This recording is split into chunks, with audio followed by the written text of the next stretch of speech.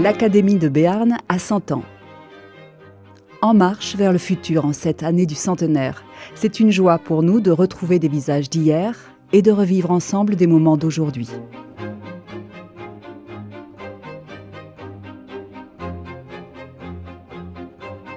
Entre histoire et transmission, l'Académie de Béarn est centenaire. Elle est, dirait Pierre Nora, un lieu de mémoire.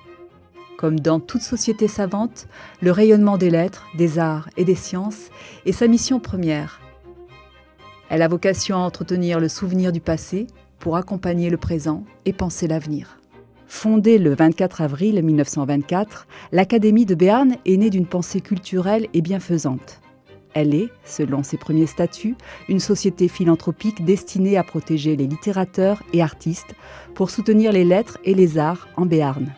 Son emblème est la marguerite, en souvenir de Marguerite d'Angoulême, reine de Navarre, protectrice des artistes et des savants. Elle se compose à l'origine de 20 membres actifs, hommes ou femmes, choisis parmi les lettrés, artistes et littérateurs. Dans la suite, ces membres seront élus. Ils devront être béarnais d'origine ou de filiation. Par filiation, on entend un rattachement au Béarn par ascendance, parenté, alliance, travaux sur le pays, séjour prolongé. Les 2 premiers membres d'honneur sont Louis Barthou et Gustave Schumberger, avec un bureau composé de Pierre Lasserre, colonel de Rességuier, le docteur Georges Sabatier, Gaston Mira. Les 16 autres membres actifs sont Madame Thierry, Léopold Baudy, Léon Bérard, Charles de Bordeux, l'abbé Brémond, le docteur Paul Casassus, Tristan de Rheims, le professeur Amédée Doléris, Henri Fabre, Ernest Gabard, Georges Caripuy, le docteur Henri Meunier, Charles Moureux, Simin Palaille, Francis Planté, Antoine Ricoire. Les 3 premiers membres correspondants sont Messieurs Durcourt à Bayonne, Blanc à Orthez, Claverie à Sauveterre de Béarn. Des photos anciennes nous rappellent au souvenir du docteur Sabatier, fondateur et secrétaire de notre académie, ici entre Charles de Bordeux et Francis Jam, qui déclina toujours l'invitation d'entrer dans notre compagnie. Tout comme le docteur Raymond Diriart, créateur de la première clinique chirurgicale à Pau et père de notre confrère Henri Diriart, ancien président de la Garbure des Béarnais de Paris, ici aux côtés de Pierre Lasserre. Venu parler à Pau de la France paysanne, le maréchal Pétain est accueilli par le président et les membres de l'Académie de Béarn, devant la maison natale du maréchal de France, Jean de Gassion. Dans ces colonnes, la presse suit l'évolution de notre association, devenue majeure en âge. En 1924, l'Académie de Béarn est composée de 20 membres actifs, 3 membres correspondants et 2 membres d'honneur. En 2017, outre ses membres d'honneur et membres bienfaiteurs, son effectif est porté à 40 membres titulaires, 20 membres honoraires et correspondants. Depuis sa création, elle compte, en 1977, un total de 224 membres actifs, titulaires et correspondants. En 2023, on recense toutes catégories confondues, 250 membres. Comme la société, l'Académie de Béarn change et évolue. Elle s'ouvre à d'autres cultures et disciplines. Et, en 1980, elle adapte ses statuts et assume sa vocation. L'association dite Académie de Béarn a pour but de réunir des personnalités désirant contribuer au rayonnement du Béarn, en veillant sur son patrimoine littéraire, artistique, architectural, historique et scientifique, ainsi qu'en favorisant le développement de sa vie intellectuelle. En 100 ans, notre académie a fait un long chemin. Et à l'image du poète espagnol Antonio Machado, elle semble nous dire « Caminante no hay camino, se hace camino al andar ». Marcheur, il n'y a pas de chemin, le chemin se fait en marchant. Du moins, c'est ce que nous suggère cette promenade champêtre de notre confrère René-Marie Castin à Bagnères en 1943. Aux origines, il y a le fondateur, Georges Sabatier, dont le peintre a fait le portrait. Et il y a depuis tous les membres de notre compagnie, la lignée. Alors, en la personne de nos présidents, rendons ici hommage à tous les académiciens de Béarn d'hier et d'aujourd'hui, en pensant à ceux qui seront là demain.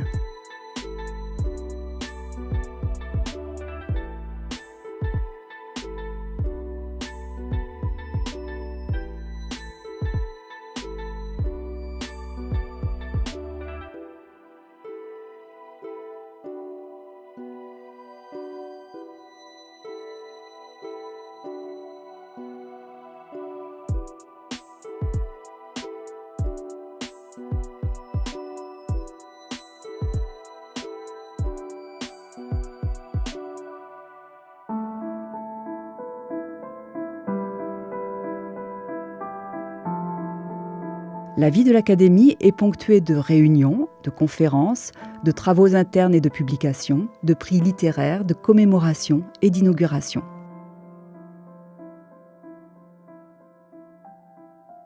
Nous assistons ici à une réunion présidée par Guy Hébrard au Cercle Gassion, où l'on reconnaît Louis Salnave et Bertrand Dupin à ses côtés.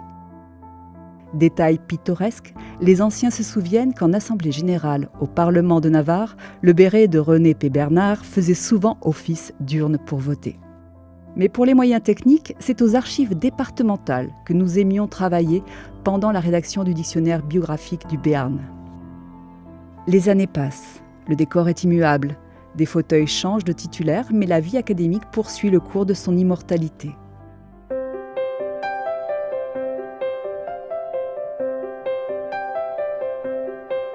Ce samedi 29 octobre 1977, l'Académie de Béarn tient sa séance publique d'automne. Lucienne Couette-Lannes, présidente des églises anciennes du Béarn, est reçue par Noël Pizzuti, directeur de la bibliothèque municipale de Pau. Et le docteur Diriart, président du Comité national de l'enfance et président de la Garbure, l'association des Béarnais de Paris, reçoit Pierre Lius, secrétaire général du Sénat et maire de Guétary. Le 6 novembre 1982, c'est à une triple réception que l'on assiste encore. Christian Desplat, professeur de sciences historiques à l'Université de Pau et des Pays de l'Adour, est reçu par M. Jean Robert, conservateur du musée pyrénéen de Lourdes. Jacques Perrault, conservateur en chef du Musée national du Château de Pau, est reçu par M. Arnaud d'Andurin, ambassadeur de France. Jacques Staens, directeur des services départementaux des archives des Pyrénées-Atlantiques, est reçu par Mme Lucienne Couette-Lannes, présidente des Amis des Églises anciennes du Béarn. Et l'on reconnaissait au premier rang de la salle, ce 6 novembre 1982, messieurs Franz Dubosc, Jean Lamarque d'Arouza, François Bayrou, et tout à fait à droite, mesdames Lius et Tucochala. Alors que parmi les académiciens siégeaient ce jour-là, le docteur Maurice Plantier, Albert Monguilan, Pierre Lius, le chanoine Sor, Jean-Louis Thinault, Jean Labbé et le docteur Denis Labeau, au deuxième rang. Le 30 avril 1983, c'est au tour du général de Barry d'être reçu au fauteuil du général Goualard de Montsabert par Jean Labbé, essayiste, critique et mémorialiste. Nouvelle réception encore, le 6 mars 1993, où sont reçus comme membres titulaires messieurs Maurice Janté et René P. Bernard par le président Pierre Tucochala et Pierre Perret par Madame Lucienne Couette-Lannes. L'année 1994 s'ouvre avec la réception de 2 nouveaux membres élus à l'Académie de Béarn, François Bayrou par Pierre Lius et Paul Mironneau par Jacques Stess. En 2001, le relais de la présidence est transmis par le professeur Tucochala au docteur Hébrard avec un projet ambitieux de recrutement de nouveaux membres pour pallier la tendance des candidatures spontanées à décliner ces dernières années du XXe siècle.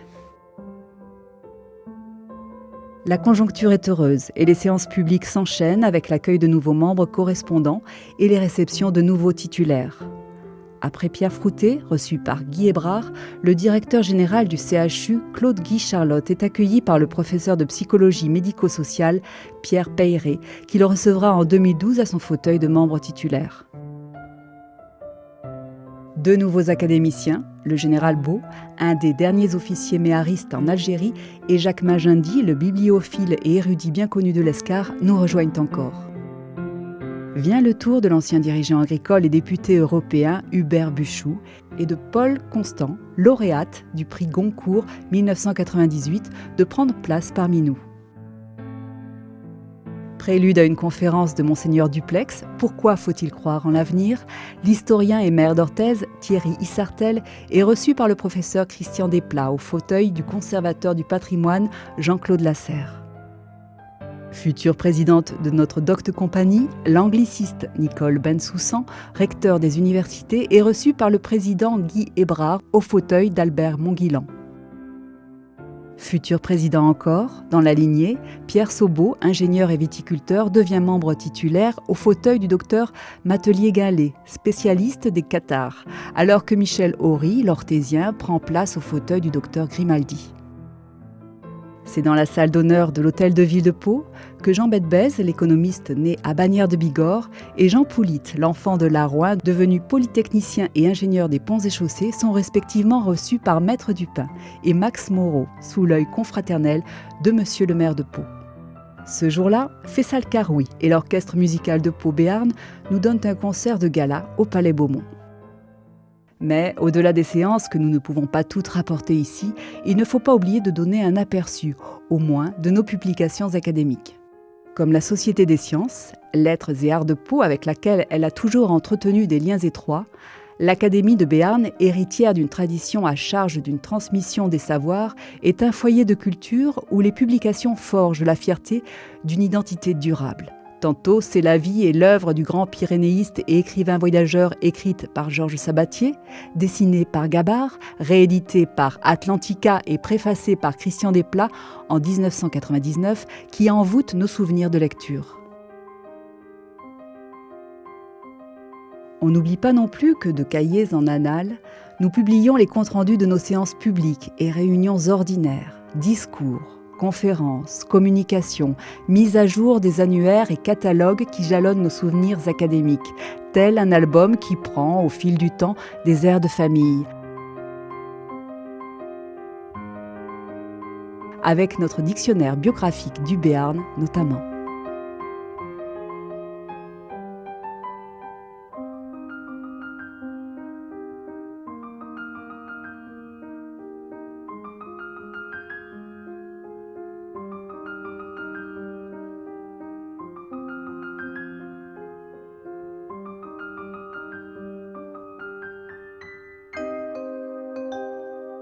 La saison des prix littéraires est un moment important de la vie académique. En cette année 1993, le Grand Prix de la Renaissance Aquitaine Académie de Béarn est remis par François Bayrou au lauréat, le docteur André Dufilot. D'autres prix sont organisés avec le Rotary Club de Pau, qui couronne notamment l'abbé Jean Cazenave et maître Bernard Berdoux d'As, futur académicien de Béarn. Un prix spécial de l'Académie de Béarn est décerné. Et d'autres lauréats, parmi les élèves des collèges et lycées, sont récompensés en partenariat avec l'association des membres des Palmes académiques.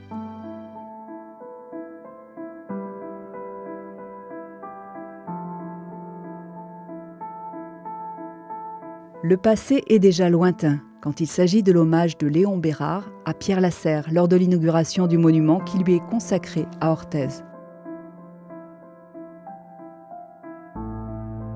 Le 23 mars 1975, l'Académie de Béarn fête son 50e anniversaire et inaugure une grande exposition suivie d'autres cérémonies qui témoignent de la vie de notre académie.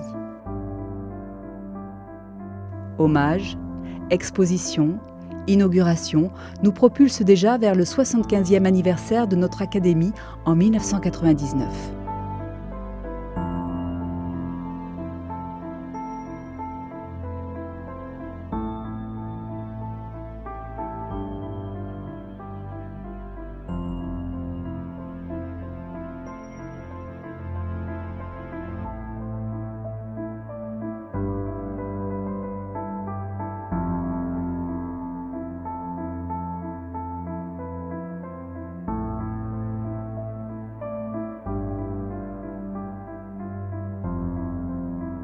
À 75 ans, l'Académie de Béarn est devenue une vénérable dame. La presse est élogieuse, qui met en exergue le rôle et la place de notre société savante et culturelle. Mais accélérons le rythme et laissons-nous porter par l'histoire des images de notre petite histoire, bâtie sur le socle de la grande dans laquelle plongent nos racines.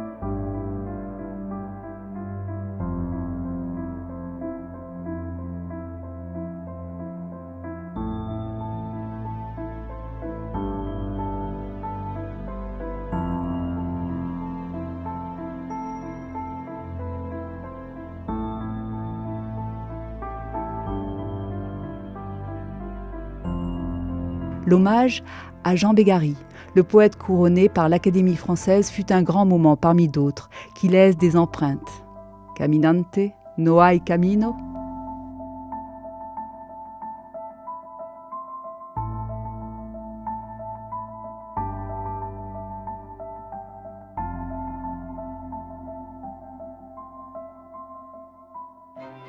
Mais du global au local, le monde évolue. Ni l'académisme, ni l'Académie de Béarn n'échappent à la règle. Après le décès en 2017 de son ancien président Guy Hébrard, qui hébergea notre cénacle à l'hôtel Gation plus de 20 ans durant, l'Académie de Béarn se retrouve sans domicile fixe. C'est là, dans un somptueux décor, qu'elle avait stocké ses archives et qu'elle tenait ses réunions ordinaires. À peine commencé le mandat de Marc Bellit, qui succède à Monseigneur Duplex à la présidence de l'association, l'Académie de Béarn se retrouve à la croisée des chemins, face à son destin. D'autres célébrations, conférences et hommages ponctuent des années de confort. Mais la tristesse et la routine sont là, qui nous accompagnent aujourd'hui et pèsent d'autant plus que les candidatures spontanées se raréfient. En Béarn, comme ailleurs, la question est de savoir comment assurer les successions aux fauteuils vacants et transmettre l'esprit académique. Mais avec de nouveaux membres, en 2015 et 2016, Jean Hariot, Ricardo Saez, Christian Manceau et Marc Bellit, élu président en 2017, tout espoir n'est pas perdu. Le bureau est rajeuni et s'attelle à la reconstruction. Un peu comme à l'époque où, poussé par le maire de Pau, Louis Salenave, Pierre Tucochala succéda à Raymond Ritter. Il s'agit de repartir sur de nouvelles bases, tout en respectant la coutume, notre règlement intérieur. Son devoir de mémoire et ses traditions centenaires inspirées de celles de ses aînés, l'Académie française et ses pairs, les académies de province. Dans ce contexte tâtonnant, les célébrations nationales 2017 et 2018 nous rappellent à l'opportunité d'honorer Joseph Peyret, sur qui l'actualité porte une attention bienvenue pour rendre vie à nos activités académiques internes et externes. Les 20 et 21 octobre 2017, c'est une exposition « Joseph Peyret, le Béarn pour racines, l'horizon pour destin » que l'Académie de Béarn organise à Garlin, à l'occasion de l'émission par la poste du timbre à son effigie, avec le concours du groupe philatélique béarnais, le soutien du canton des Terres des Luys et Coteaux du Vic-Bilh, la commune de Garlin et la participation des élèves et enseignants du collège Joseph Peyret. 2018 fut dans le cadre des commémorations nationales l'année des colloques Joseph Peyret sous l'égide du laboratoire Identité, Territoire, Expression, Mobilité de l'Université de Pau et des Pays de l'Adour et la direction de Christian Manceau, accompagné de nos confrères Pierre Perret, professeur de l'Université de Pau, et Jean Chiama, président de la MOPA. La tradition des séances publiques se perpétue au Parlement de Navarre avec le soutien du Conseil départemental des Pyrénées-Atlantiques et le soutien de la ville de Pau, qui nous aide à retrouver nos marques et lancer de nouveaux projets en nous logeant à la Villa Laurence. Faut-il croire en la Providence quand on observe que de président en président et de siège social en siège social, l'Académie de Béarn a toujours réussi à suivre son chemin ? Dès 2018, elle renforce ses cycles de conférences, comme avec notre invité du mois de juin qui inaugure une nouvelle forme de réunion qui deviendront des conversations académiques. D'autres invités vont suivre pour animer nos réflexions un mois sur deux, en alternance avec un membre de l'Académie. 2019. L'Académie de Béarn est bien vivante. Et de la Villa Laurence au Parlement de Navarre, il n'y a qu'un pas ici franchi pour nos séances publiques et travaux ordinaires. En novembre 2018, nous recevons 3 académiciens connus en Béarn, Marc Olivier, Étienne Lassailly et Jean Marziou. Avec le professeur Jean-Didier Vincent, c'est la première conversation académique dont l'expérience se poursuit aujourd'hui avec une régularité et un intérêt qui ne démordent pas. Janvier 2019, les activités reprennent avec le général de Villiers, qui nous parle et nous fait parler de son dernier ouvrage. Le 18 janvier 2019, nous tirons les rois à la Villa Laurence. La salle du Parlement de Navarre est encore pleine le 30 janvier 2019, quand Pascal Bruckner, philosophe et essayiste devenu membre de l'Académie Goncourt en 2020, traite pour nous du nouvel âge de la vie, des progrès de notre époque et de l'été indien de l'existence dans sa brève éternité. Le 27 février 2019, notre confrère Jean Marziou, ancien rédacteur en chef de la République des Pyrénées et de l'Éclair des Pyrénées, présente l'ouvrage collectif « L'abécédaire passionné du Béarn », fruit de ses rencontres avec des personnalités célèbres ou anonymes dont l'attachement à notre province est généreusement communicatif. Résiliente, notre académie l'est, manifestement. Est-ce la raison pour laquelle nous avons été attentifs au discours du docteur Cyrulnik à l'Université de Pau et des Pays de l'Adour ? Poète et chanteur éternel, Marcel Amont est accueilli par Marc Bellit au Parlement de Navarre comme membre d'honneur de l'Académie de Béarn. À entendre le sénateur Brisson, il est diplomatique de penser que la musique a adouci les mœurs, mais se cache derrière bien des masques. Ayant cessé ses fonctions de chef d'état-major des armées en juin 2021, le général Lecointre s'installe en Béarn. Répondant à notre invitation, il donne une conférence au Parlement de Navarre, où il traite de la singularité militaire et la nation, évoque le conflit en Ukraine et trace un aperçu sur la situation de l'armée française. Ce monde est devenu un monde de guerre, analyse-t-il. D'autres conférences et conversations académiques suivent, régulières et passionnantes, que nous ne pouvons hélas pas toutes présenter ici. Celle de notre confrère historien Philippe Dazé-Brun, par exemple, évoque une grande figure de la République, Auguste Champetier de Ribes et le Béarn, un destin bien enraciné dans une vision morale et politique de l'existence. Mais notre secrétariat tient à jour le registre de nos séances et activités. Et s'agissant des conversations académiques, en voici, pour mémoire, un aperçu à travers la dernière période de notre activité.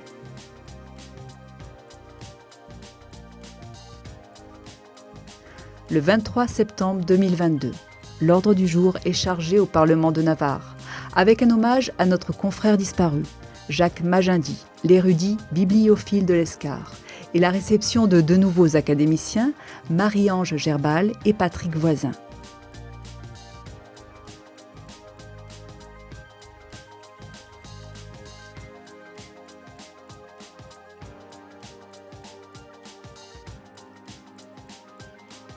Il y a maintenant un siècle que le rituel se perpétue à l'Académie de Béarn. On y accueille des érudits, hommes et femmes qui sont béarnais d'origine ou de filiation. Par filiation, on entend le rattachement au Béarn par ascendance, parenté, alliance, travaux sur le pays, séjour prolongé, rappel Ascension de Torrent dans la République des Pyrénées du 25 septembre 2022. Auteur de L'affolement du monde, 2019, Guerres invisibles, 2021 et Ambitions inavouées, 2023, Thomas Gomard nous livre ses réflexions sur la recomposition de la géopolitique mondiale et la place de la France au sein de l'Union européenne et du nouvel ordre mondial. Pour sa rentrée solennelle 2023 au Parlement de Navarre, l'Académie de Béarn a invité un juriste, le professeur de droit public à l'Université de Pau et des Pays de l'Adour, Denis de Béchillon.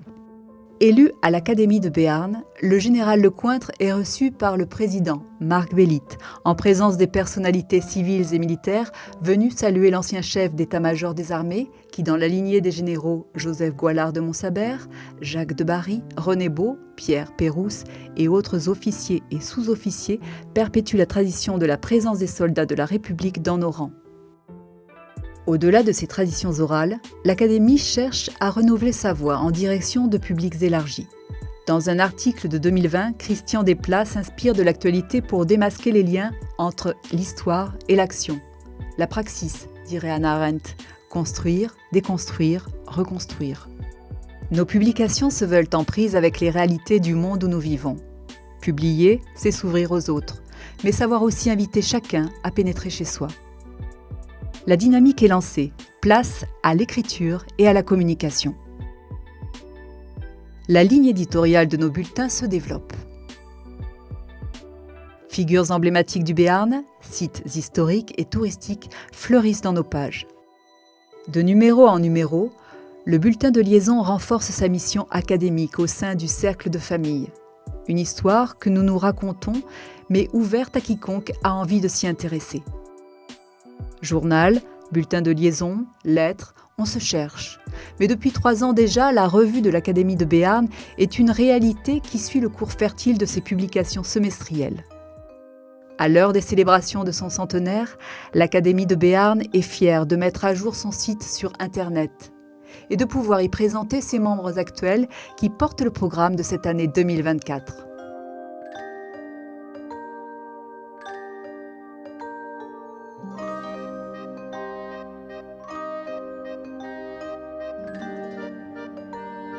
« 1975, 50 ans, c'était il y a 49 ans. 1999, 75 ans, c'était il y a 25 ans.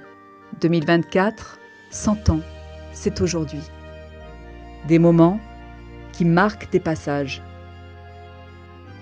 100 ans, c'est faire un vœu et dire son engagement pour que survive ce qu'était notre Cénacle à l'origine, une société académique et philanthropique destinée à protéger les littérateurs et artistes et à favoriser les lettres et les arts en Béarn. 100 ans, c'est un passage, une ouverture surtout pour que notre Académie de Béarn, attachée à son patrimoine historique, scientifique et culturel, se développe en restant attentive aux réalités du monde d'aujourd'hui, comme aux espoirs qui la guident vers celui de demain.